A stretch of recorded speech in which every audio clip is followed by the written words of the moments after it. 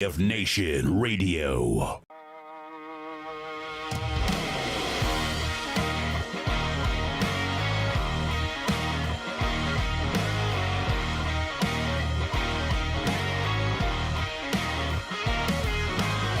Stand up for the things I believe in, but I don't always do what's right.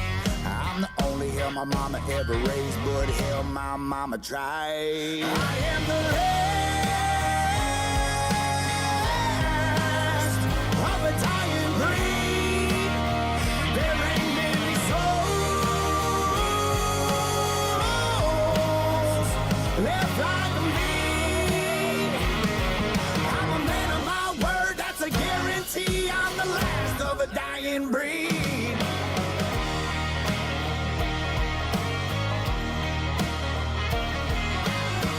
Don't need much for me to get by. I don't fit in with the suit and the tie. You won't see me sitting high on a throne, so please tell the wolves that I'm finally home. I am the last of a dying breed. There ain't many souls left like me.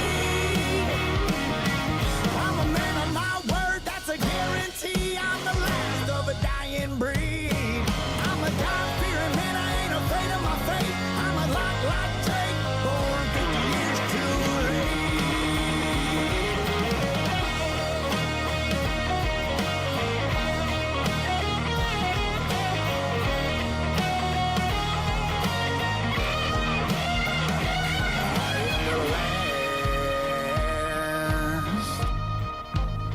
of a dying breed. There ain't many souls left like me. I'm a man of my word, that's a guarantee. I'm the last of a dying breed. I am the last of a dying breed. There ain't many souls left like me. I'm a man of my word, that's a guarantee. I'm the last of a dying breed.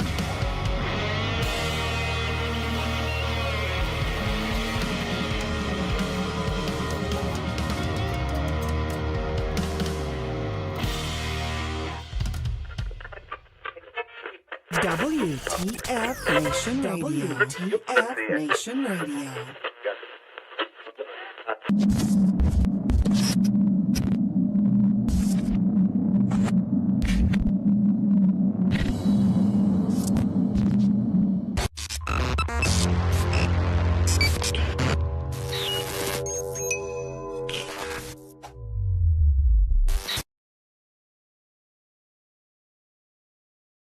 The horse, with beauty unsurpassed, strength immeasurable, and grace unlike any other, still remains humble enough to carry a man upon its back. When a service member or first responder takes an oath, he or she has mentally and physically committed themselves with self-sacrifice. From the front lines abroad to the very streets you live on in America, they protect. This oath is non-refundable and it is lifelong. Facing unimaginable dangers and unseen scars, these grounds are a place to recover and face any challenges head-on. As veterans and first responders ourselves, we know that battle all too well. From a simple talk with a friend on horseback to an entire debrief in the barn, this sanctuary has seen recovery take place time and time again. No hour of life is wasted that is spent in a saddle.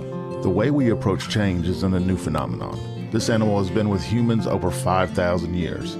If you've ever been around a horse for long enough, you'll feel that thing, that electric trust. In that moment, nothing else is in your mind. When they turn into you, it's like the world disappears. We harness that moment to build skills off of. Repurposing requires flexibility, adaptability, and the willingness to challenge assumptions and conventional thinking. This approach can be applied to many areas in life, including business, education, and personal growth. To ride a horse is to fly without wings. This lesson and skills learned at War Horses will help reintegrate back into daily life.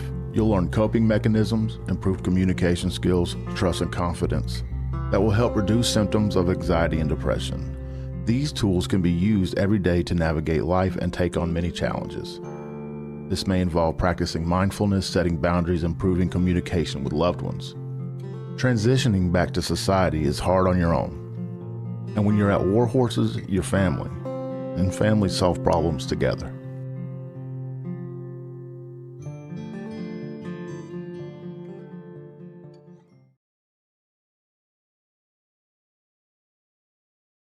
Everything stated on WTF Nation Radio is to be considered the opinion of the person that stated it, and not an official representation of WTF Nation Radio or U.S. Army WTF Moments. Price does not include tax, title, or license. Some assembly required. Each item sold separately. Batteries not included. Objects in mirror are closer than they appear. If conditions persist, contact a physician. Individual results may vary. Keep out of the reach of children. Avoid prolonged exposure to direct sunlight. Keep in a cool, dark place. And please enjoy the show. Shots. I can feel this in my ears. What is happening? The voice of U.S. Army, WTF Moments. This is WTF Nation Radio.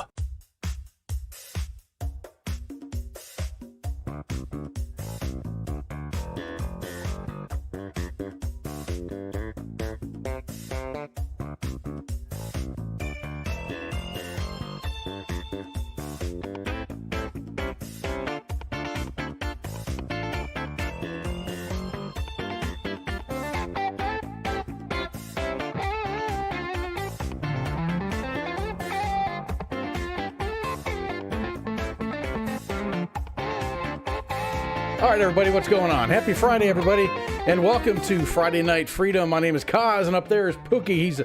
He's playing the Be Still game today and the Don't Talk game today. He's still out. He'll be back, but I think we're just gonna go for it right here, kind of all by myself. I had a co-host in line, but that kind of fell out because of things and stuff. But that's okay. I've done this before. And I'm going to do it again. Hope everybody's having a great week, man. It's I don't know. I guess it was pretty good. I had an abbreviated week.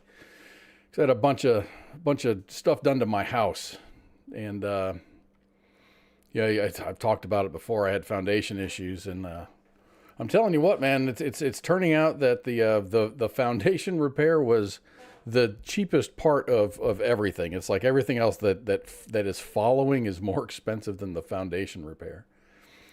So what happened was my foundation at the back side of my house, it collapsed. And this is over time. It didn't just like fall all of a sudden. It was over a period of years.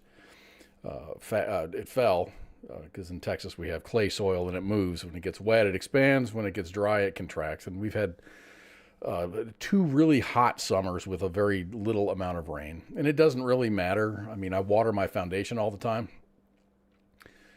I water my foundation all the time, and it still wasn't enough. It still wasn't enough to keep the soil moist enough for it to do its thing.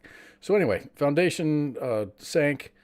It started putting cracks in my walls, so in doors, and the doors on the back side of my house, my bedroom door, bathroom door, closet door back there, it wouldn't close or wouldn't open. If I had closed my my bathroom door, I wouldn't have been able to get into my bathroom. That's how much it moved. 4.2 inches. Doesn't sound like a lot, but it's pretty significant. Anyway, I had a company come out, repair my foundation, and they lifted the back side of my house 4.2 inches. Which is cool because now all my doors open and the cracks are kind of closing up. There's not going to be a whole lot of cosmetic repairs that I have to do, but I had them do a hydrostatic test on my sewage and my plumbing just to make sure there's no leaks underneath the slab. Well, we're talking about Kaz's luck here, and I had a break in my sewage line. It wasn't catastrophic, but it wasn't holding pressure, so there was a leak somewhere. So I had to pay for a company to come in, and they did this hydrostatic test and discovered that there were actually 2 leaks, one at the commode and one at the tub in the back of my house. So they had to dig back up underneath my house and fix that. So all that crap happened yesterday. So that was freaking expensive as hell.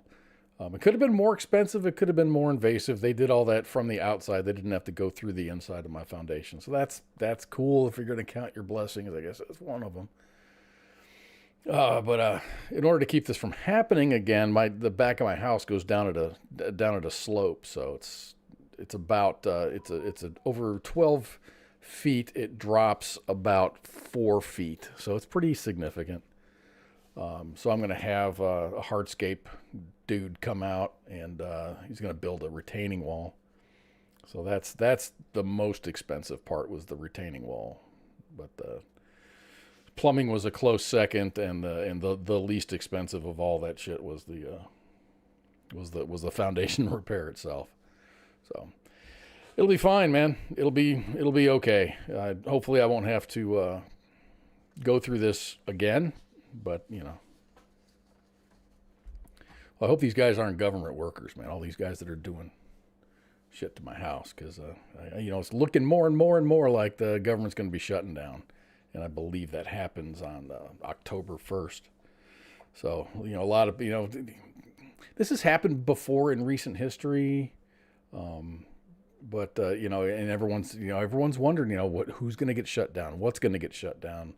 What does that mean for government employees that are going to be, not getting a paycheck? What does this mean for soldiers? What does this mean for anybody in the military? Is the mail going to get delivered? There's all these questions, and there's really good websites out there. I'm going to share one of them with you, just in a couple of minutes. A lot of questions. I've already gotten a couple of questions like, hey man, is VA going to be open? I'm going to cover all of that here in just a couple of minutes. So anyway, before I get started with the government shutdown, I do want to remind you that we do have shows 6 nights a week. On Sunday is the Sports Bar. Monday is the Monday edition. Pop Culture is live on Tuesday evening. Smoke Pit comes in on Wednesday. Sergeant's Time on Thursday, and then every other Friday you got me, and hopefully Pookie next time for Friday Night Freedom. Yeah, so that's our show lineup. So let's get right to the shutdown thing. So what does this mean? Millions of federal employees and military service members do not get paid until the shutdown ends. Okay, that's kind of to be expected. Employees deemed essential, such as those in services that protect public safety or national security, keep working. In the past, this included services such as federal law enforcement and air traffic control. Non-essential employees will be furloughed or temporarily suspended. Contractors, I haven't heard a definitive word on that, but as far as I know, the job stops. Once the government decides to shut down, everything kind of is a stop. National parks will close, but some will remain accessible with significantly reduced visitor services. So basically, the gates are open, but there's no one to ask questions or to get stickers and stuff from. That's what I get from that. But please, if you guys are a government employee, rely on your food chain, on your leadership for the most current information. We here at WTF Nation Radio, we try to provide the most accurate information, but remember that it might not reflect the most recent developments. There is a, what is it? What is the, oops, that's not what I wanted. This is what I wanted. So here's an article that's on themessenger.com. And this article is written by a friend of ours, James Laporta. And down here, all this is basically blah, blah, blah. But here is the important part, is relief for when paychecks stop. So in past shutdowns, banks that serve the military, such as USAA and Navy Federal Credit Union, have stepped in to aid service members.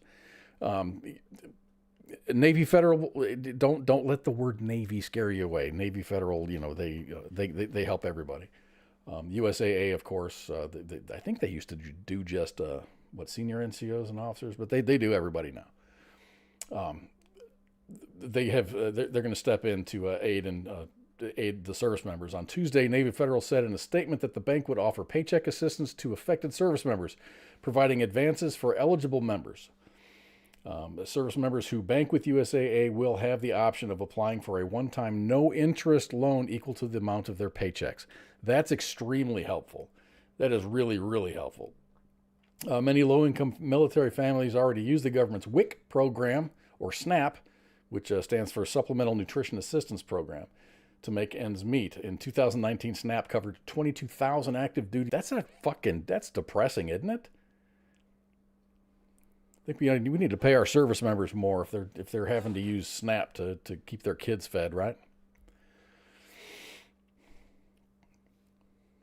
So anyway, in 2019, SNAP covered 22,000 active duty service members, 213,000 members of the National Guard and Reserve, and 1.1 million veterans. So anyway, go to if you want some more information, go to themessenger.com and look up this really cool article by James Laporta. He's a veteran, been on the program a couple of times. But I'm really glad he's still writing and doing things and stuff. And boy, it's got to be frustrating into that realm of the unknown. You know, you're still expected to do your job, but your paycheck may or may not be there. It's gonna be there. It'll be there once this all gets taken care of. Fortunately, I mean, I'm thinking everybody got paid probably today. I'm thinking everybody got paid today. Hit me up in the chats if your shit didn't come in. But I think everyone got paid today. So you got, I don't know if you get paid once a month if they offer that the bi-weekly thing, or if everyone just gets paid once a month. I'm not sure how things work anymore. It's been a minute since I've been in. Let me see. I'm catching up on these chats. Thank you all for chiming in. Welcome everybody. It did shut down last day. It actually shut down in 2018. I got the notes here. So anyway, this is current as of right now. But like I said earlier, rely on your leadership and your food chain for the most current information. So many of you are veterans as well, and that means that you're enrolled in the VA. The VA has published some guidance effective Sunday, October 1st, 2023. And I'm going to go over that really quick because they called it what do they call it? The pamphlet or field guide. The field guide to the government shutdown.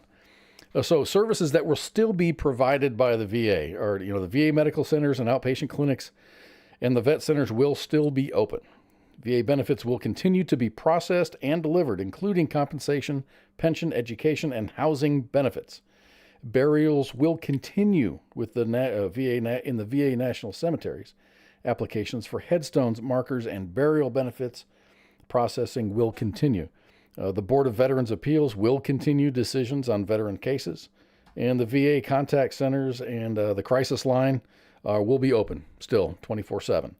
Now, services that are impacted. This is important. The VA will not provide veteran career counseling or transition assistance program activities. VA Education Benefits Contact Center will be closed. VA Benefits Regional Offices will be closed. Public affairs and outreach to veterans will cease. No grounds maintenance or placement of permanent headstones at VA cemeteries. Applications for pre-need burial at VA cemeteries will not be processed. No printing of new presidential memorial certificates. And no outreach to state, county, tribal, municipal, faith-based, and community-based partners by the VA central office. So that's the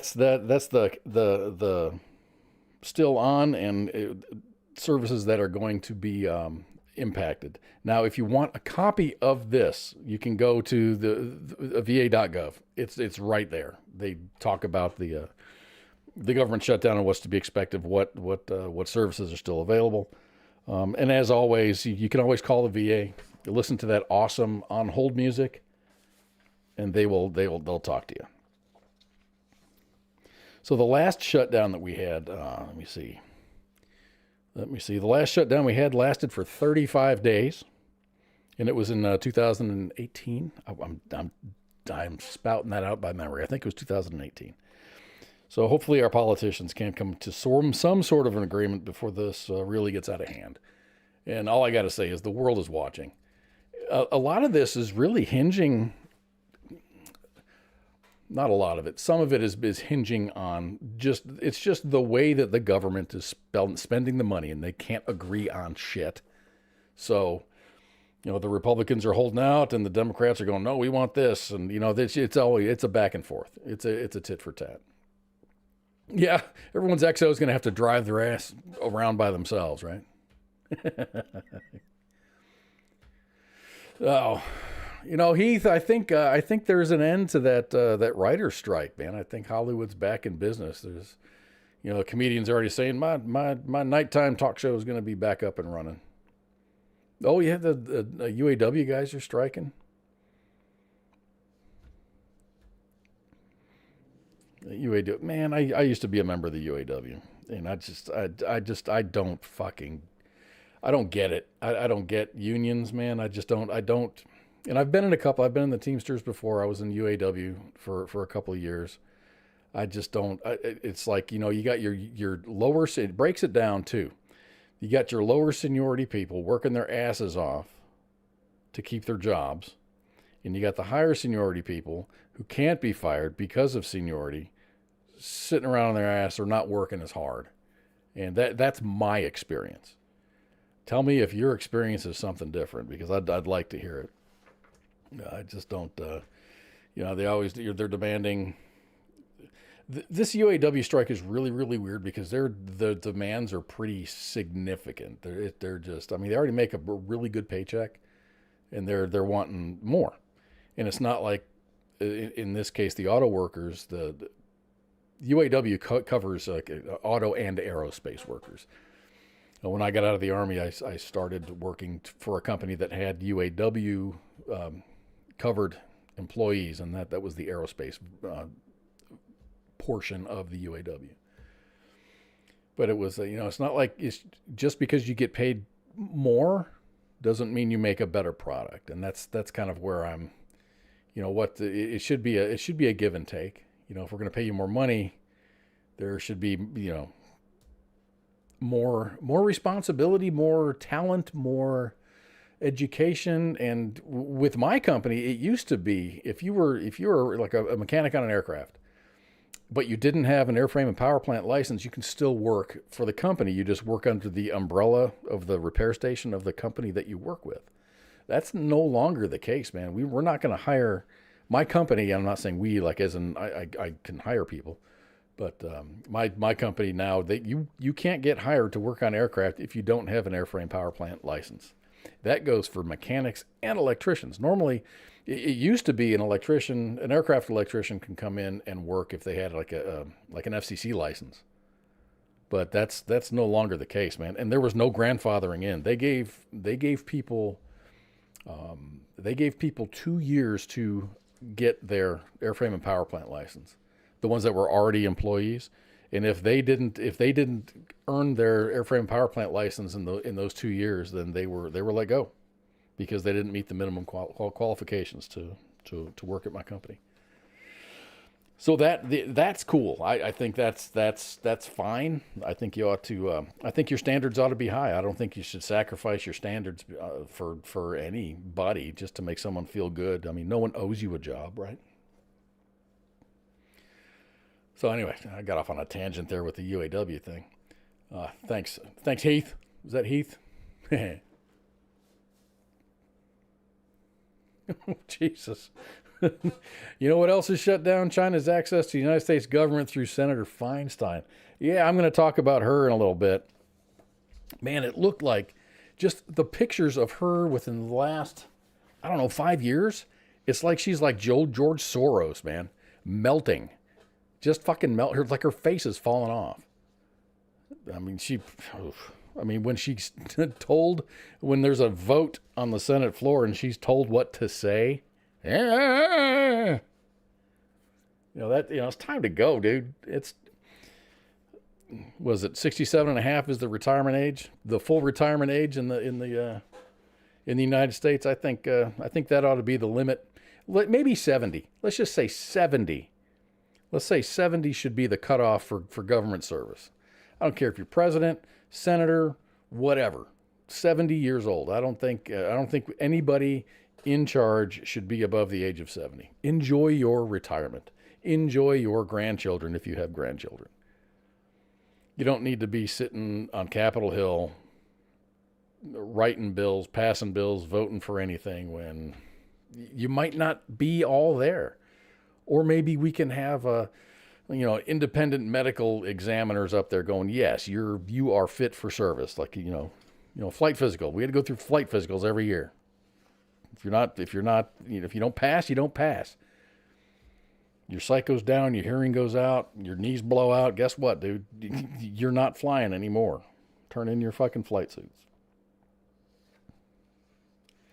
That's just me, though. I don't make the rules. I don't make the rules. But, the people that I vote for do make the rules. So I would tend to lean towards voting for a person that would support term limits or age limits. What do you think?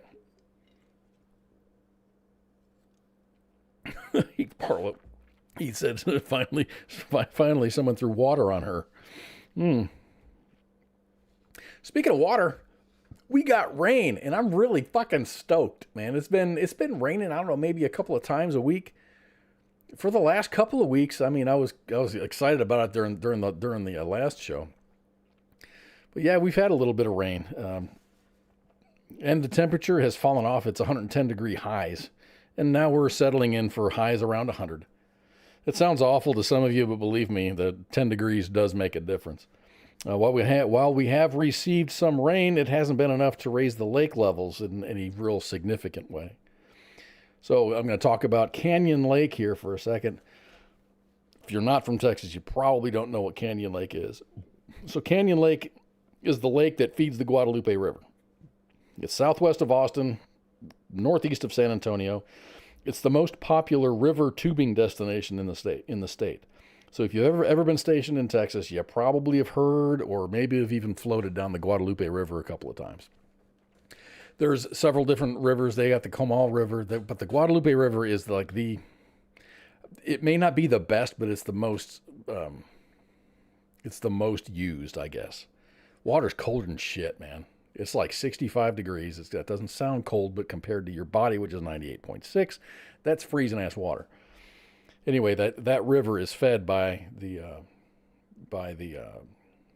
Canyon Lake, big old reservoir. So the water at Canyon Lake is continuing to dip below its lowest point in recorded history. The low levels have revealed some interesting geological features that are usually hidden beneath the water's surface.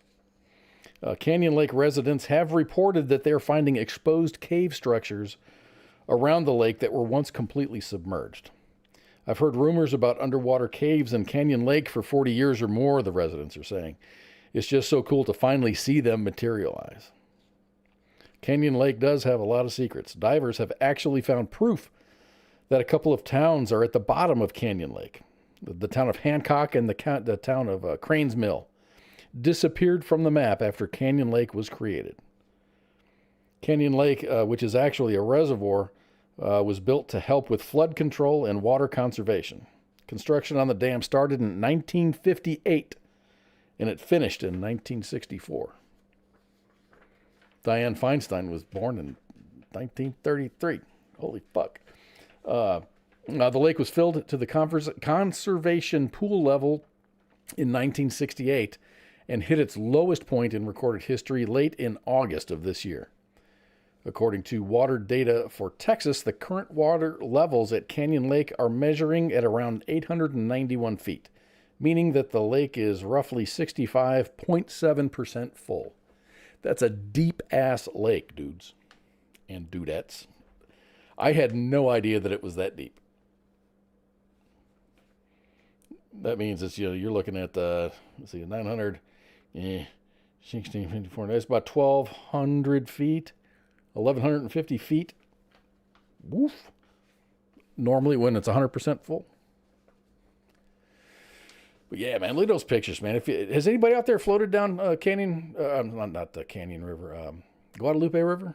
We used to make it a point for every 4-day weekend. We never had 4-day weekends, but we had a lot of 3-day weekends. They didn't They didn't automatically make them 4-day weekends. But we would go out and we would rent a campsite at the Air Force, not the Air Force, but the Fort Sam Houston Outdoor Recreation Area. It's called something different now, but we would go there, stay at a campsite. It's like $5 a night, as many people as you can fit in the campsite. And so we'd stay at the we'd stay at the campsite, and we'd camp, we'd eat, and then the next day, we'd get up and go float down the river all day long, and then go back to the campsite, find our way back to the campsite, because there's much alcohol consumed on that freaking river, dude. My gosh. I mean, I think one of the only, you go and rent tubes. You rent tubes for like $10 a day. Turn it in at the end of the day, you're good. You can rent tubes that have coolers in them. So you buy a couple of, you rent a cooler tube, throw some ice in there, throw some beers in there, and you just float down the river. Or if you didn't want to do that, you can just you can bring like a mesh net and dangle your beers like in the mesh net in the water, and they're going to stay cold. That water, I'm telling you, dude, it is freaking cold. It is frigid. If you don't like cold water, that's not the river for you. But yeah, during the peak times, I think it starts at Memorial Day weekend, and the last one is Labor Day weekend. So all of those other holidays that are in between, 4th of July and whatnot, it's really, I've seen that river so condensed, so many people floating down that river. You could theoretically walk across the water without getting wet, because there's so many tubes between shorelines. I've also seen it where there's the river's barely flowing and there's hardly anybody on the river, or you see people walking down the river carrying their tubes to the next deep spot. Yeah, Mike Braithwaite says New York City is in a state of emergency for flooding. Yeah, I saw that on the news today, man. That's a whole lot of water. It kind of, in New York City especially, man, that's the big concrete jungle, man. You don't have any ground to soak up any of that water. You just have to redirect it somewhere where it can be dumped into the river or whatever. There's nowhere for that water to go. It's got to be channeled somewhere. It's going to wash all those monsters and alligators and stuff out of the sewer system.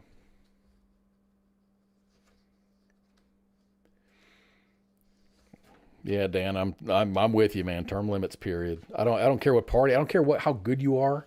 I don't care what party you're from. There needs to be an age limit, term limit. Definitely term limits.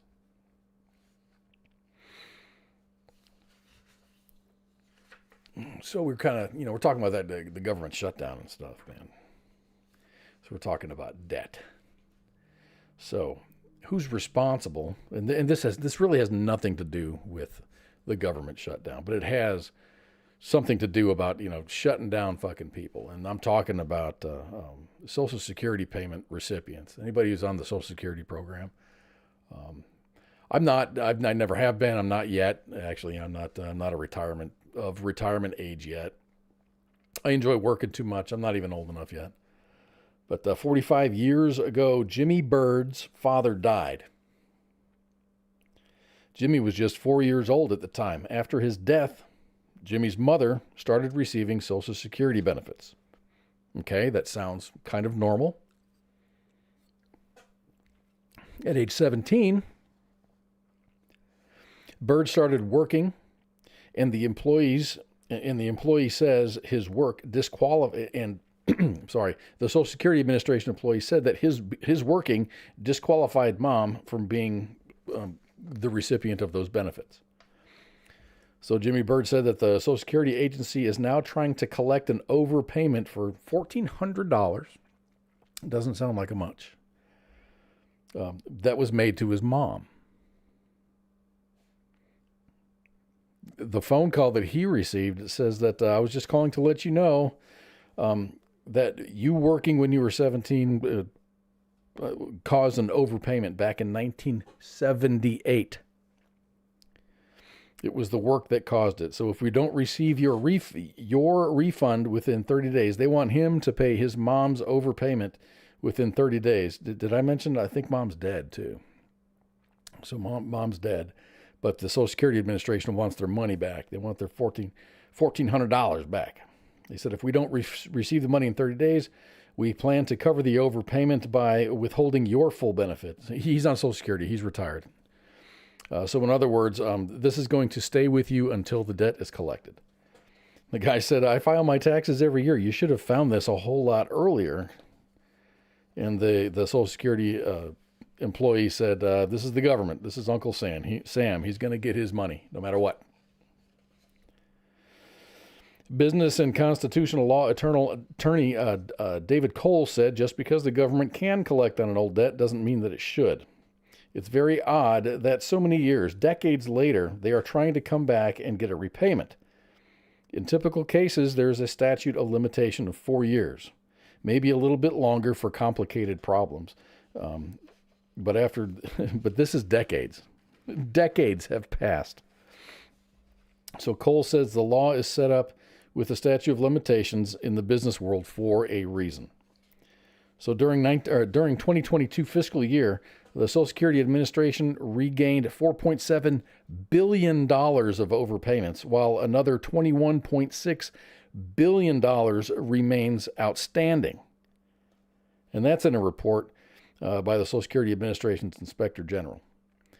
These fuckers need to hire an accountant, a competent accountant. In a statement to Newsweek, a Social Security Administration spokesman said that we continually strive to improve the stewardship of our program and reduce improper payments, even while staffing losses and resource constraints have challenged our service delivery due to the effects of COVID-19. Yay! They're blaming COVID-19 for all of these overpayments because they don't have the properly trained staff. Oh my gosh. That's ridiculous, dude. I mean, in order to get a Social Security payment, I mean, it takes, I'm not doing the Social Security thing. I'm not, I'm highly employable. I'm employed. I don't collect Social Security or anything like that. I have no idea how it works. I imagine it's not easy to get enrolled in that program with all the paperwork and the actual effort that you have to go through. I know that there's some veterans that are, what are they, 100% disabled, but they're unemployable or unemployed, or they can't work regardless. So I think they start tapping into their Social Security at that time, right? Do I understand that correct? Let me know in the chats if I'm like way off base. I have no idea.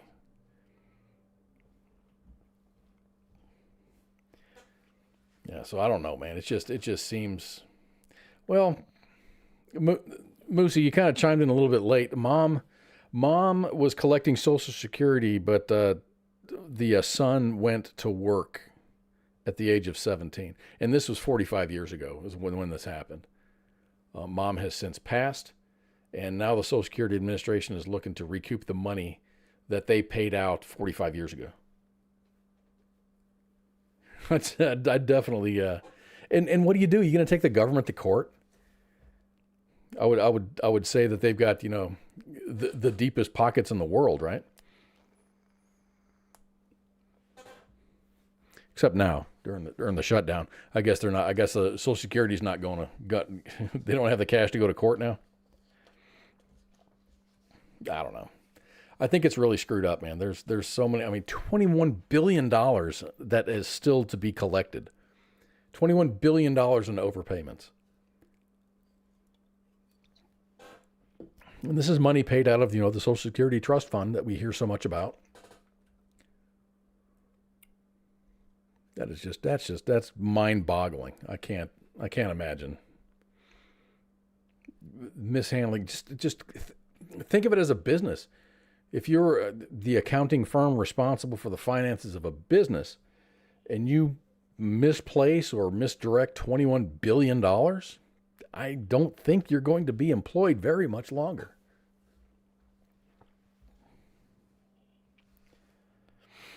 But it's all, it's government, man.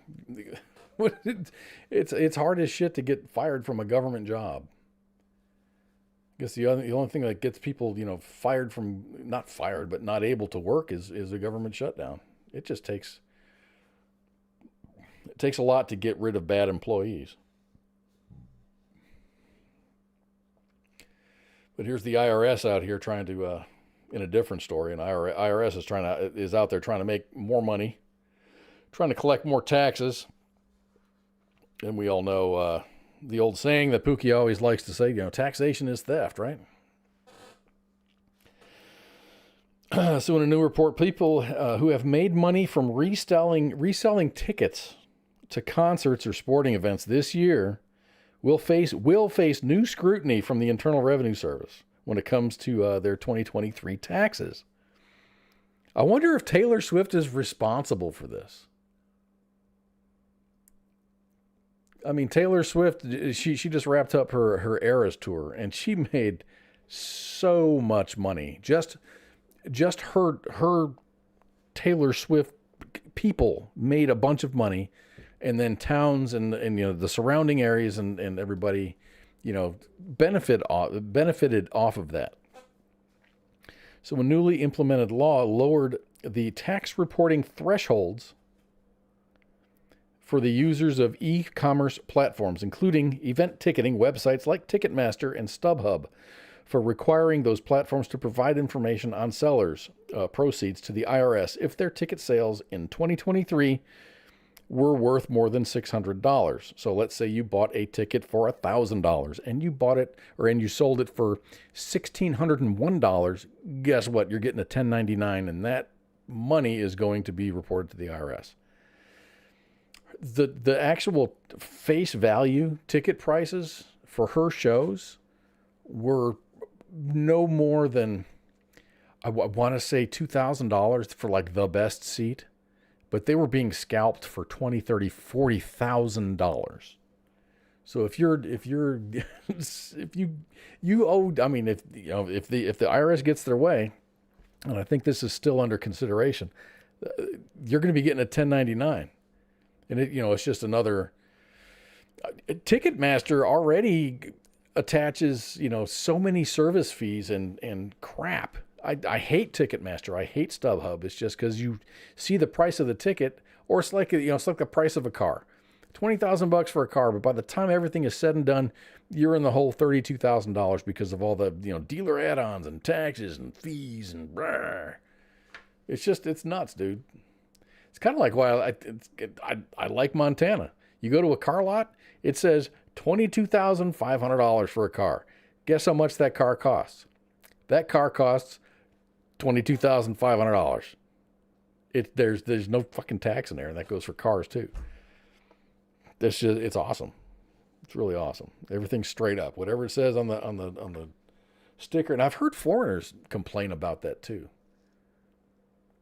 The foreigners come here and they try to buy something, and it's just like, oh, but that's not the real cost. $1 for a loaf of bread is actually not $1; it's $1.20, or whatever it costs because of sales tax or whatever. So anyway, let's see. The previous reporting level threshold applied to users was $20,000 in revenue and more than 200 transactions. But the rule that they want to change this to one transaction and the dollar limit to $600. So they're going from making $20,000 over $20,000 in revenue over 200 transactions to $600 in under one if you make more than $600 with one transaction, they want to have generated a 1099 Form K for you to pay taxes on, because taxation is theft, and Uncle Sugar wants his money. Under this rule, ticketing platforms will be required to report sellers' proceeds of $600 or more over the course of 1 year and send them a 1099-K, regardless if they earned a profit or not. However, sellers will only owe additional taxes if they made a profit by selling a ticket for more than what they paid for it. Again, another unelected body making rules for us without accountability, right?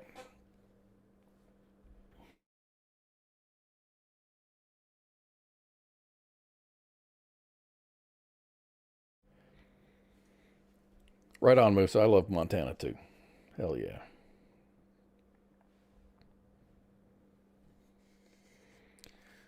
Oh gosh, what time is it? It's almost past my bedtime. Yeah.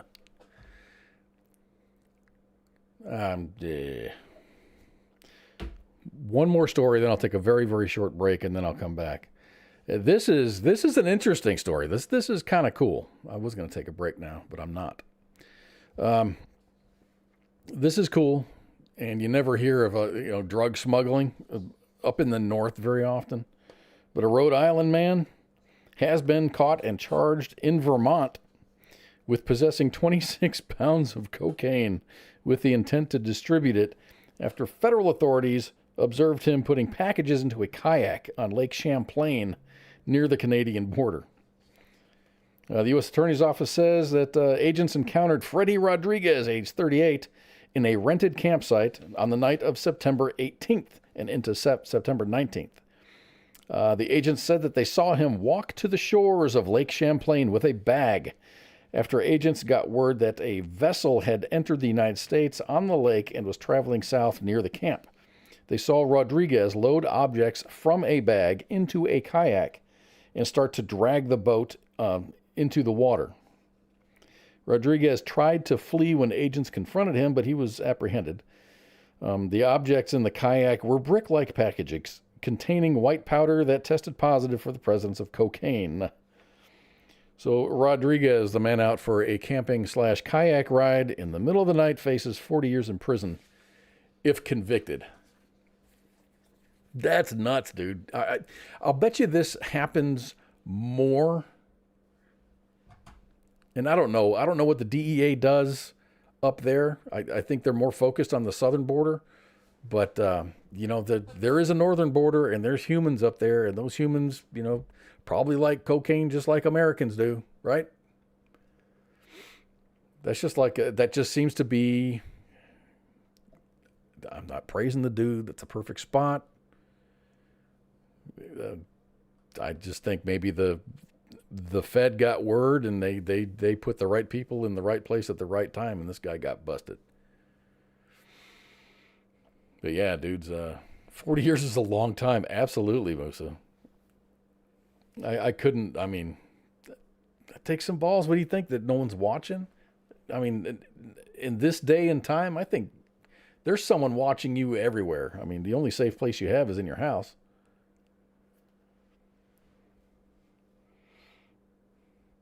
Absolutely not worth it. God, I'm glad I never got wrapped up in that stuff, man.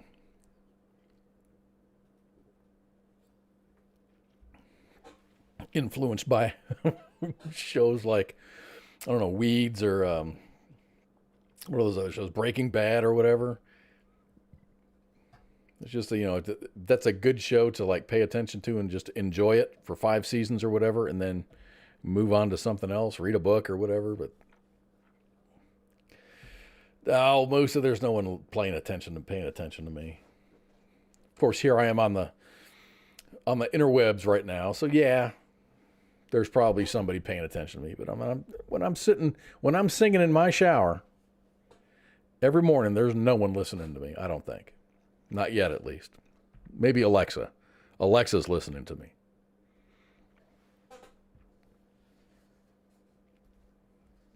So I think I'm going to take a very short break, and this is just because of my bladder. I just got to go to the bathroom. But when I come back, we're going to talk about some stuff. I'm going to give you some observations that I have based on my subject matter, and this is going to be political. It is going to be political. I'm going to float out my opinions, and these opinions are my own. They don't reflect anything related to the station or U.S. Army WTF Moments. But yeah, when we come back from the break, we're going to do this, and I'm going to float out my opinion. And we'll be with you in just a couple of minutes. Going to take a break. Go and smoke them if you got them. Go to the bathroom, grab another beverage or whatever. I'll be back very shortly, and we'll see you in a minute. Shots. This is WTF Nation Radio.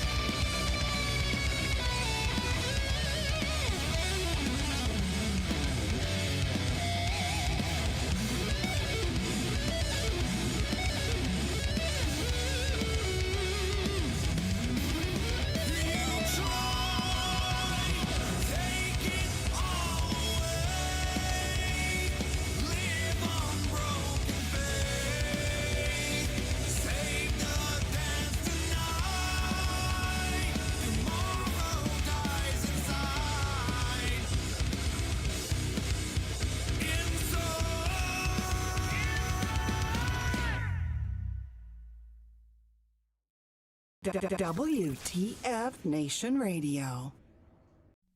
I gave up everything to be alone, to be the background noise in strangers' homes. I'm living every day to do with you in shallow graves. My body's gone, but you can find my soul in radio waves.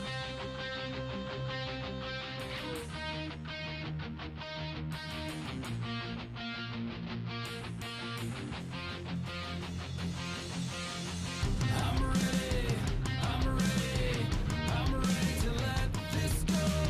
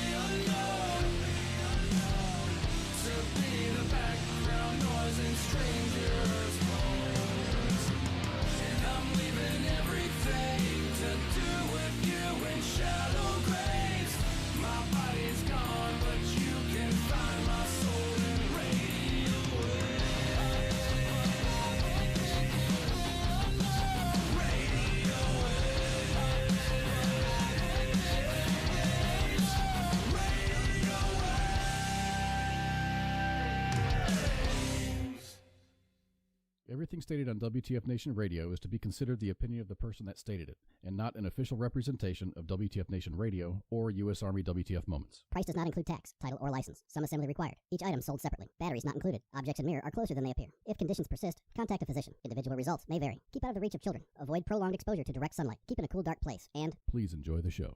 Shots. Gary, thanks for being on. I can't wait to talk about the box office with you this weekend. Talk about buttered sausage. Talk about buttered sausage, where it comes from, what it does. Why is it doing what it's doing? Get it out of my face. Buttered sausage. Well, I take it the movie industry is not your jam? It's not my jam. I don't buy jam. I buy honey, and I kiss it on the lips. The voice of U.S. Army, WTF Moments. This is WTF Nation Radio.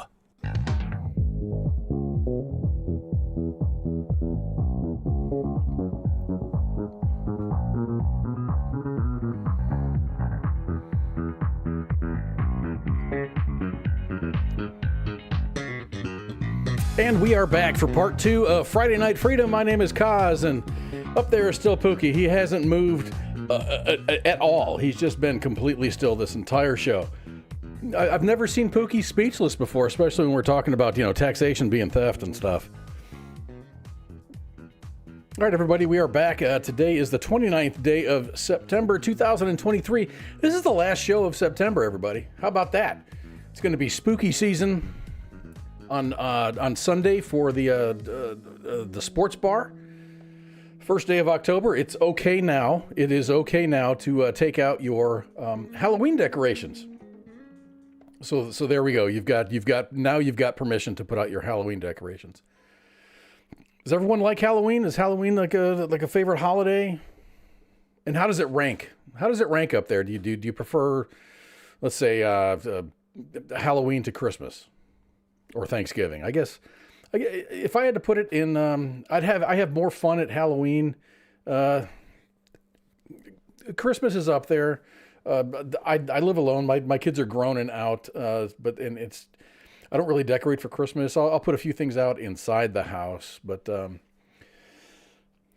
I guess normally when no kidding, Halloween is cooler in Colorado. It's not 90 degrees outside, so kids can go outside and do their trick-or-treating. We had a cool Halloween last year here in Texas. It was probably down in the 60s or whatever. It was really pleasant for the kids to go running around and do their trick-or-treating.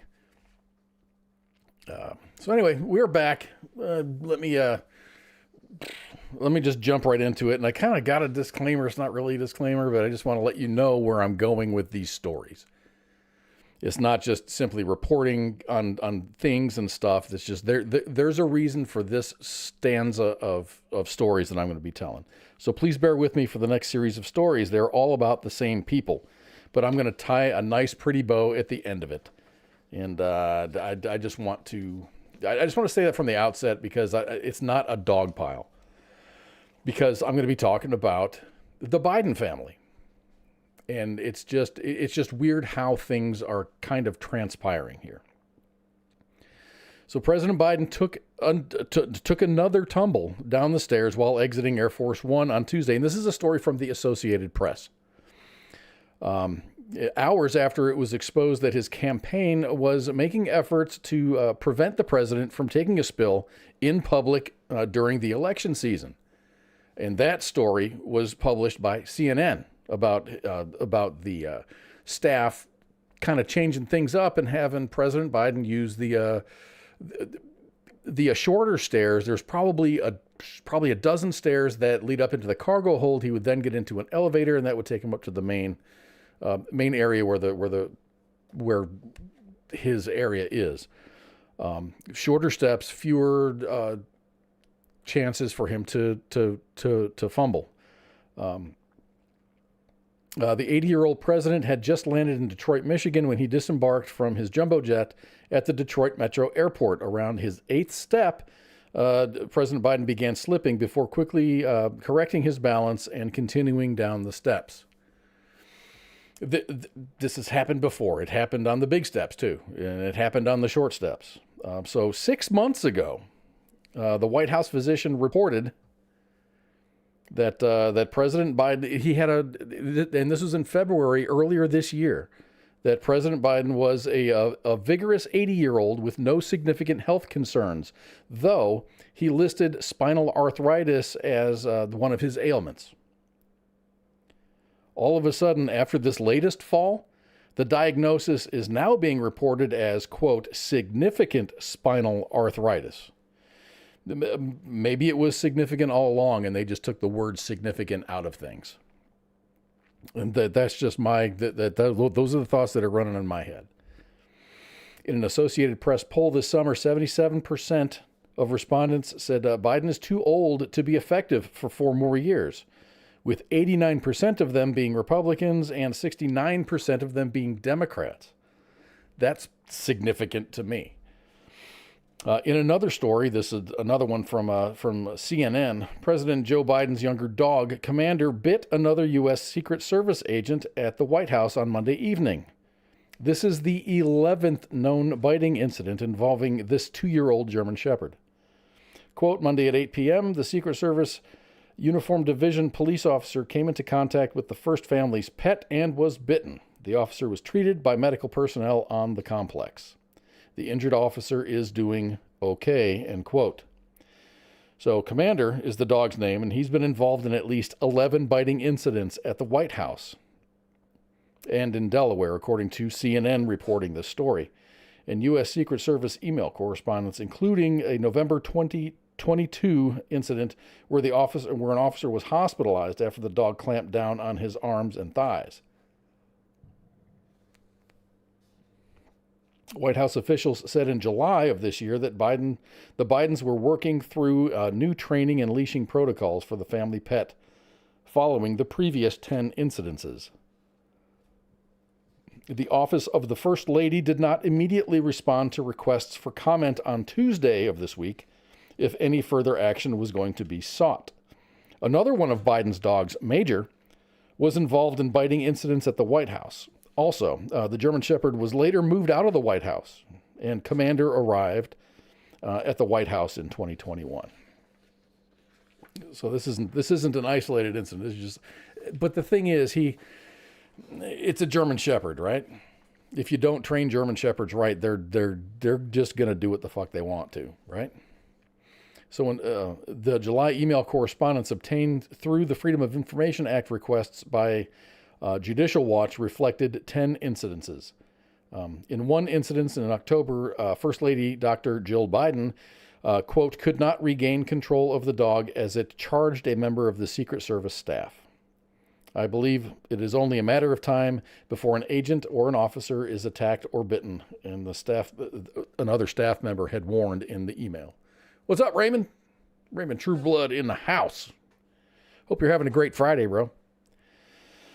So, and here's another story from Associated Press. The United States Department of Justice had ordered FBI and IRS investigators involved in the Hunter Biden probe to, quote, remove any reference to President Biden in a search warrant related to a Foreign Agents Registration Act probe.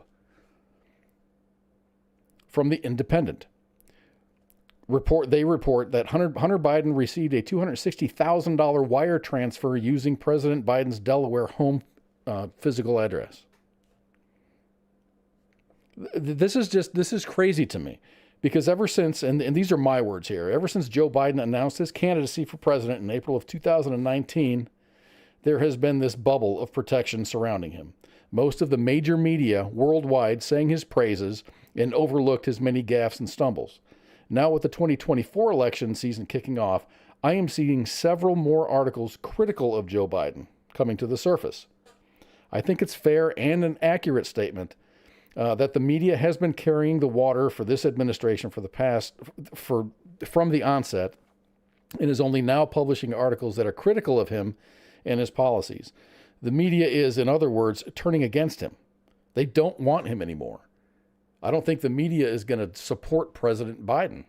They're not dogpiling on him. News is getting out. I mean, the news is being reported as news should be reported. They're not sitting on the negative news.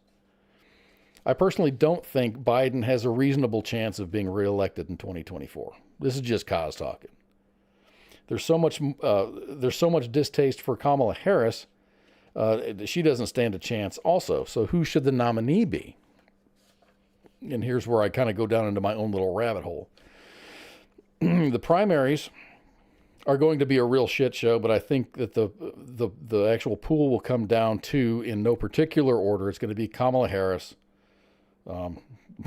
Michelle Obama, Gavin Newsom, and RFK Jr. If Michelle Obama becomes a candidate, I think that the Democratic team will end up being an Obama-Newsom 2024 thing. Maybe I'm wrong. That's kind of my gut feeling.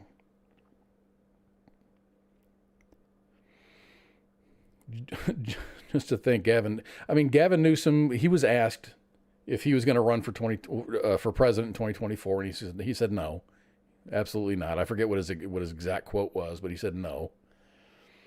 But I've got this conspiracy going through my head just because of some of the and these, when I say talking head, these are fuckers with opinions and an internet connection, doing things on YouTube and stuff.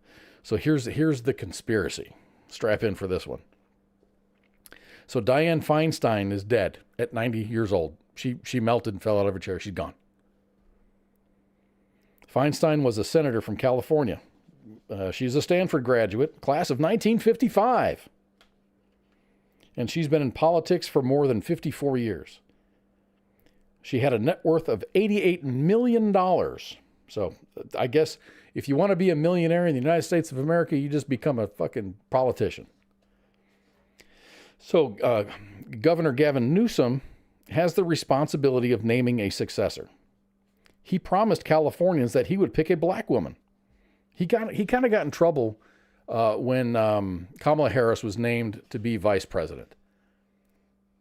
He said things and did stuff and ended up naming someone else. I forget his name. I didn't write it down, but he ended up being appointed to her position, and then he ran for election and ended up winning. So he's a legit senator now. But anyway, Gavin Newsom had his feet held to the fire, and he said the next time, if this happens, because I think he was asked directly if Dianne Feinstein backs out or can no longer serve, who is he going to? He was pressed to nominate a black female. So he promised that he was going to pick a black woman who was not in the field of favorites for the job. So I heard one dude say today, and this is the little, it was like a 3-minute video. So I heard one dude say today that appoint Kamala Harris as senator. Newsom would appoint Kamala Harris as senator in California, and then Biden picks Newsom to be the vice president of the United States of America. I don't think it will happen, but it would. I wouldn't be surprised if it did. I really don't think Biden's going to. I don't think he can handle the debate. I don't care how much B12 or whatever you give him. There's no way. I just don't see it. I didn't think it was possible last year, but it's definitely. Or I'm sorry, last election season. I don't think it's going to be possible this election season. He's a frail man. Nothing personal against him. These are just my observations, and I'm a dumbass. But the world is watching. The world is watching this guy fumble across the stage, thank the Black Caucus, talking good stuff about the Black Caucus as he's talking about when he's talking in front of the Hispanic caucus. He doesn't know where he's at. Come on, dude. Time to enjoy your grandkids and just be at home for a while, man. So then I go and I pay attention to the Republicans. The Republicans are an even greater shit show. When it comes down to the primaries, I think it'll come down to Trump, Nikki Haley, and Tim Scott, and Ron DeSantis, with Trump ending up on top regardless of the outcome of his legal troubles. I don't even know who Trump would offer up as a running mate at this point. I think President Trump, former President Trump, is the United States is in trouble I don't know if anybody really realizes it or not. The weak leadership is just causing problems. It's causing problems at the border. Crime is horrible. Look at Philadelphia, the riots in Philadelphia. And I'm not saying this is Biden's fault. I just think it's the lack of enforcement. It's that canceling the freaking police departments, or the defund the police bullshit.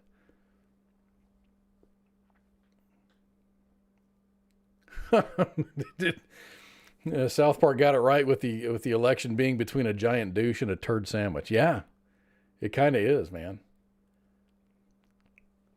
So anyway, I think the Republicans, man, I don't think. I think it's going to be Trump. I don't care whether he's, I don't care if his whatever his legal woes are right now. Even if he goes to jail and he's behind bars in prison, when the election rolls around, people are going to write him in, and I think he is going to be elected president. I have no idea who his running mate's going to be. He seems to think Jeb Bush. I don't know. I really don't know. I like Tim Scott. Nikki Haley's not bad. I heard Radar said no, she's got a stripper name. So he's not gonna vote for her. Yeah, she does, but she's not an idiot. She does have a stripper name. It's Nikki with an I. Ron DeSantis started out really, really strong and really, really palatable, but he's just it's something about him. He's not there. He's not mentally. It's just he's not the full package, I don't think. Maybe he would be a good number 2. I don't know. There's nothing, Mike Braithwaite, there's nothing wrong with strippers. I prefer not to have a stripper as a vice president or a president. I don't know. Maybe that would work. I don't know. I have no idea. But anyway, I think no matter what happens as far as President Trump goes, I think, and I don't know what the rules are. I think you got to be 35 years old and a natural born citizen. He still qualifies. I guess certain states, if they pass a law or whatever, some kind of measure, they can keep him off the ballot, but that doesn't mean he can't get written in. I don't know. So speaking of Gavin Newsom, this is how Mike, he goes, then you have a hoe and a VP. A hoe is a VP now. So speaking of Gavin Newsom, he's not, I mean, he sucks for California, but California, they kept on electing him. But he would be bad for the United States. And just looking at the things that he's done in California, and then you kind of parse that out into the other 49 states, and you're just like, no, please, fuck no, stay away from me. Yeah, don't California my United States, right? So California is, and this is because of Gavin Newsom, California will double is the more taxation and stuff thing. They will double the taxes on guns and ammunition, and then use the money to pay for more security at public schools and various prevention programs under the new law that Governor Gavin Newsom had signed on Tuesday. The federal government already taxes the sale of guns and ammunition at either 10 or 11%, depending on the type of the gun. The new law that Newsom signs adds another 11% tax on top of that, making it the only state with its own tax on guns and ammunition. No other state has a special tax for just guns and ammunition, though some local governments do. Tennessee once had a 10-cent tax on shotgun shells, but that tax was repealed in 2019. Pennsylvania collects a $3 surcharge on gun sales to pay for background checks. Fees on California gun purchases currently total more than $37, and most of that money goes towards the background check. So Newsom is in the middle of a national campaign to amend the United States Constitution to restrict gun sales to people over 21, require extensive background checks, impose a waiting period for purchases, and ban the sales of assault-style weapons. Restrictions like this are in place now in some states, but it's not in the Constitution. That campaign is unlikely to succeed given the political makeup of other states. The state legislatures, like Texas, probably never go for that. Texas is the only state that I've lived in where it's like gun laws and restrictions have actually been relaxed. I mean, now you have constitutional carry. You don't have to have a concealed permit to carry concealed. You can, as long as you're a law-abiding citizen, you can carry concealed. If you want to open carry, you do have to have a constitutional carry certificate or training. Newsom also signed a law that starting July 1st, 2028 would require all this is crazy. This is nuts to me. This is kind of stupid to me. Would require all semi-automatic pistols sold in California to have micro-stamping technology, which means that each bullet casing would have a unique marking, making it easier for law enforcement to trace the gun it was fired from back to the owner. Basically, there's just an etching on the firing pin that puts it on the primer there. So I guess that you can tell where the brass came from. That doesn't necessarily, that just means that it's tied to a weapon. But I mean, what's going to stop you from changing the fire? Let's just say, I mean, it doesn't take a genius to change out a firing pin. Let's say your firing pin is malfunctioning or whatever. It's bent. For whatever reason, it needs to be replaced. You have to get it micro etched again with your digits or whatever it says on there. And that's it's like an 1/8 inch round dot, dude. How are you going to do this?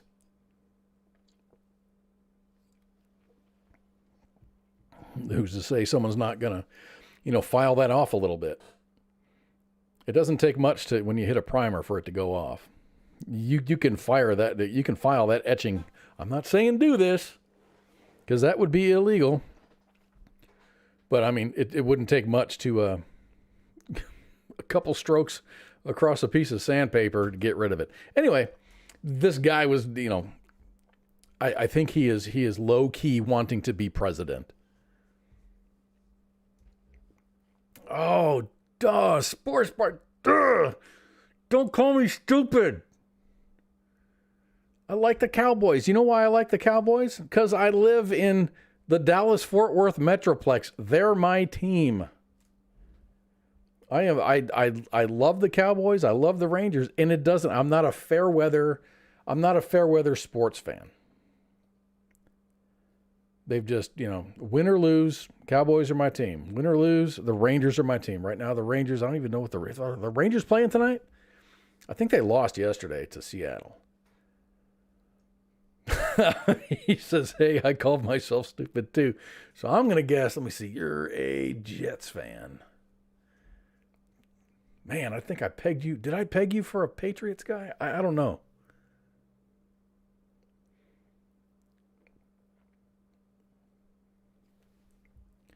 Yeah, the stupidity of the left and firearms just boggle. The thing is, you've got Democrats out there that are recreational firearms owners, or they carry, for their own protection too. But why would they vote for people that are in favor of taking that ability away from you and me to protect ourselves? I carry every day. Anytime I leave the house, I don't leave without something. I've never had to shoot anybody, but I want to have that choice. I don't want to have some fucking politician out there decide whether I'm worth protecting or not. And it's like, it's just, everyone's talking, and it makes a perfect amount of sense that, the police are there to investigate and clean up the mess.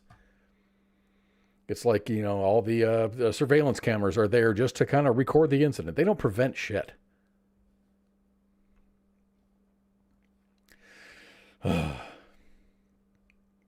So anyway, everybody, I think I'm going to call it. I hope you have a great weekend. We do have shows this week. Sports Bar is going to be on Sunday. That's always a really good show because sometimes it goes off the rails and Coach gets on a rant or something. Those are always fun, and it really all depends on how that first set of games goes on Sunday is how the show is going to go on Sunday night. On Monday is the Monday edition with Ice. They usually talk politics and social policy. Pop Culture Warrior, he talks about pop culture stuff, gaming, just talking with actors and actresses. Now that the strike is over, that's kind of opening the floodgates for CQ to have more guests on. Some of the guests, I think he was like kind of laying off. He doesn't want to get them in trouble with SAG or whatever. Coming on to his show. Anyway, Wednesday is the Smoke Pit. Sergeant's Time's on Thursday, and every other Friday, Kaz is right here for Friday Night Freedom. Hopefully, we're going to have Pookie back in 2 weeks. He's doing well. He's doing well. He is alive. He's above ground. Everything's going great. He's just got some stuff going on, and that's about it, man. I'm out of here, and this is your last chance if you want to get. And I talked about this 2 weeks ago during the show. If you want to get a card in the mail for a 100-year-old Ethelyn Bell, send the birthday card to Clyde W. Cosper Texas State Veterans Home, 1300 Seven Oaks Drive, Bonham, Texas, 75418. She is a military. She is an Army veteran from World War II, and she would love to get a birthday card from you. Anyway, this is Kaz signing out. Have a great night, everybody, and a great weekend. Talk to you later. Bye. My friend came to the door. She said, well, I was on the phone cooking me and my baby some breakfast. And she said, hey, something wrong. It's popping. I said, what? She said, yeah. I said, no. So the girl come downstairs. She come out her apartment with her baby with no shoes on. I said, oh, girl, it's cold outside. She said, something ain't right. I said, oh, man. She said, oh, man, the building is on fire. I said, no, what? I got my 3 kids and we bounced out. We ain't gonna be in no fire, not today. The voice of U.S. Army, WTF Moments. This is WTF Nation Radio.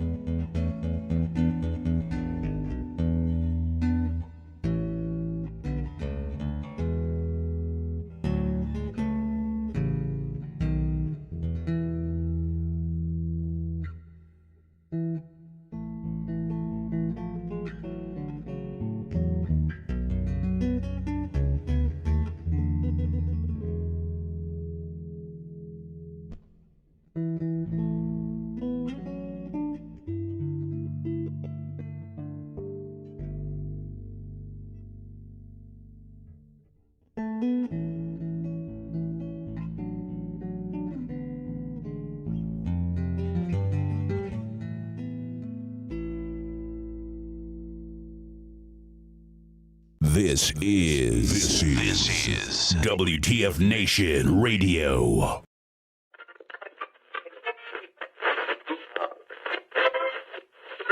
Let's see it.